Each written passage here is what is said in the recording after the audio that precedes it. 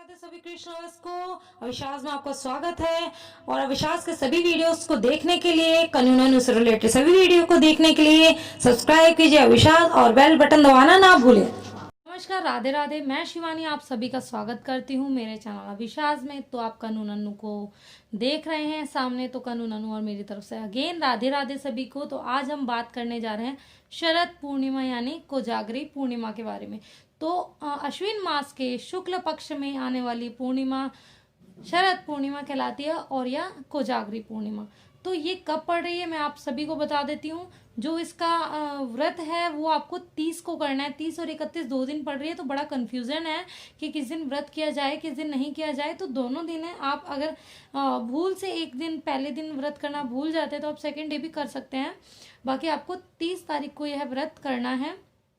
इसके बाद में आपको इस व्रत में क्या करना है और क्या नहीं करना और ये क्यों मनाई जाती है। तो इसकी मान्यता ये है कि शरद पूर्णिमा के दिन हमारी माँ लक्ष्मी अवतरित हुई थी और हर वर्ष शरद पूर्णिमा के दिन माँ लक्ष्मी धरती पर भ्रमण के लिए आती हैं। ऐसा दिवाली के लिए भी कहा जाता है, लेकिन शरद पूर्णिमा जो उनका जन्म दिवस है तो वह धरती पे भ्रमण करने के लिए आती हैं। तो लक्ष्मी माँ को प्रसन्न करने के लिए हमने क्या करना है, तो शरद पूर्णिमा पे हमको लक्ष्मी माँ को प्रसन्न करने के लिए है करना है, सुबह हमें स्नान करना है, शुद्ध करना है अपने आप को और अपने घर के साफ सफाई से निवृत्त होकर, अपने स्नान से निवृत्त होकर सुबह जल्दी ब्रह्म मुहूर्त में हो सके तो आपको क्या करना है, महालक्ष्मी और नारायण की पूजा करनी है। तो इसके लिए आपको एक चौकी लगानी है, जैसे कि आप सभी व्रतों की पूजा में लगाते ही होंगे।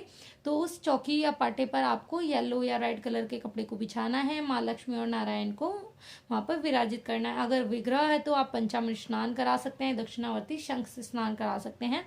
अगर दक्षिणावर्ती शंख नहीं है तो आप लोटे से तांबे और पीतल के या जो लोटे आते हैं या चांदी का भी होता है कई लोगों के पास में, तो उस हिसाब से उनसे स्नान करा सकते हैं। अगर आपके पास कुछ नहीं है तो आप नॉर्मल स्टील के लोटे से स्नान करा सकते हैं। जल में आप गंगा जल का यूज जरूर करें और फिर आपको स्नान कराना है। और अगर आपके पास विग्रह ना हो करके तस्वीर है तो आप पंचामृत के छींटे या गंगा जल के छींटे तस्वीर पर लगा करके और तस्वीर को अच्छे से साफ करके आप वहां पर चौकी पर विराजमान कीजिए।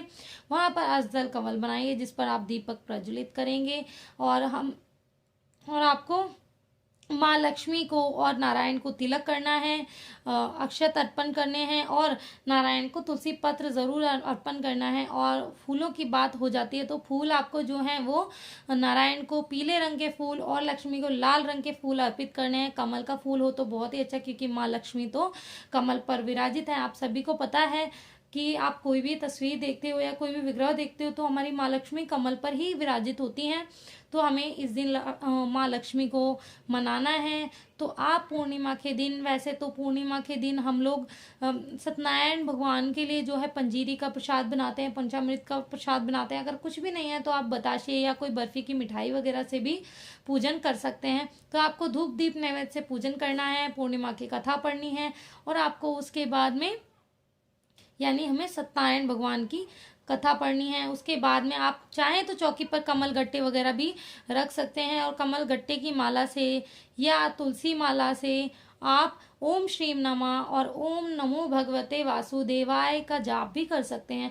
आप चलत फिरत जाप भी कर सकते हैं। मैं आपको हमेशा बताती हूँ कि अगर आपको माला जाप का वक्त नहीं है, समय नहीं है, तो आप चलत फिरत जाप करें। सबसे बेस्ट रहेगा कि आप चलत फिरत माँ लक्ष्मी का जाप करें। ओम श्रीम नमः, ओम श्रीम नमः, ओम श्रीम नमः, ओम श्रीम नमः। इस तरीके से बहुत ही छोटा सा मंत्र है, आप पता नहीं दिन में कितनी बार जाप कर लेंगे। अगर आप करेंगे तो शायद कई माला से ज्यादा, एक माला से तो अधिक ही हो जाएगा।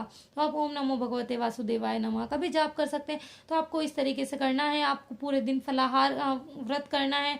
आप चाहें तो रात्रि आप चंद्रमा को अर्घ देने के बाद व्रत खोल सकते हैं। कई लोग दूसरे दिन भी व्रत खोलते हैं। हमारे यहाँ पर चंद्रमा के दर्शन के बाद, चंद्रमा को अर्घ देने के बाद, अर्घ आपको चंद्रमा को खाली नहीं देना है, उसमें कुछ मीठा डाल करके आपको अर्घ देना होता है, टीके की छींटे लगाने होते हैं। इस तरीके से आप उनको जल का अर्घ देंगे।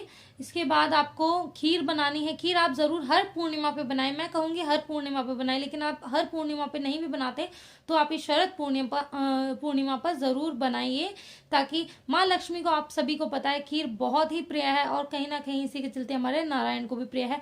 तो आपको खीर ज़रूर बनाना है। खीर बना करके आप चाहें तो आपके घर में ऊपर छत खुली है तो आप छत पर छलनी से ढक करके चंद्रमा की रोशनी उसमें जो चांदनी है वहां आए, क्योंकि कहते हैं कि इस दिन पूर्णिमा के दिन और खास करके शरद पूर्णिमा के दिन हमारा चंद्रमा जो है वो 16 कलाओं से युक्त होकर के अमृत वर्षा करता है। तो जो वो अमृत वर्षा होती है वो हमारी खीर में झलकती है।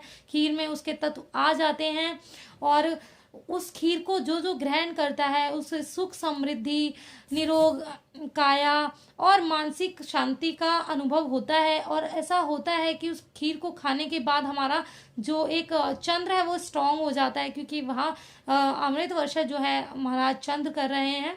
तो आपको ऐसा करना है। अगर नहीं है तो आप अपनी बालकनी वगैरह में कहीं भी आपके चंद्र की चांदनी दिखती है तो आप वहां पर भी छलनी से ढककर रख सकते हैं। कई लोग उसका भोग 12 बजे के बाद लगाते हैं, जैसे कि हम लोग 12 बजे के बाद रात्रि में भोग अपना लगा लेते हैं, मतलब कि हम भी खा लेते हैं नारायण को देने के बाद।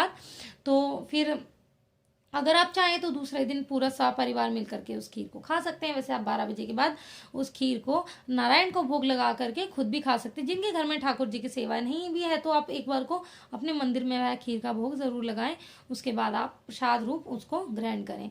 तो ये थी शरद पूर्णिमा की पूजा विधि। ऐसा ज़्यादा कुछ भारी भरकम नहीं विधि है कि आप लोग नहीं कर सकते, बहुत ही नॉर्मल सी विधि है। और हाँ, लास्ट बात मैं जाते जाते यही कहूँगी कि जो भी आप करें सच्चे मन भाव से करें। ऐसा नहीं आप किसी फल की लालच में करें, आप अपने आप को पूर्ण रूप से भगवान को समर्पित करिए। भगवान खुद ब खुद आपको वो चीज़ें प्रदान करते हैं जो आपको चाहिए या जो आपके लिए अच्छी हैं। आपके मांगने से या आपके इच्छाएं रखने से कभी भी कुछ पूरा नहीं होता है। जब जो होना है वो तभी होगा, आपके कर्मों पर डिपेंड करता है।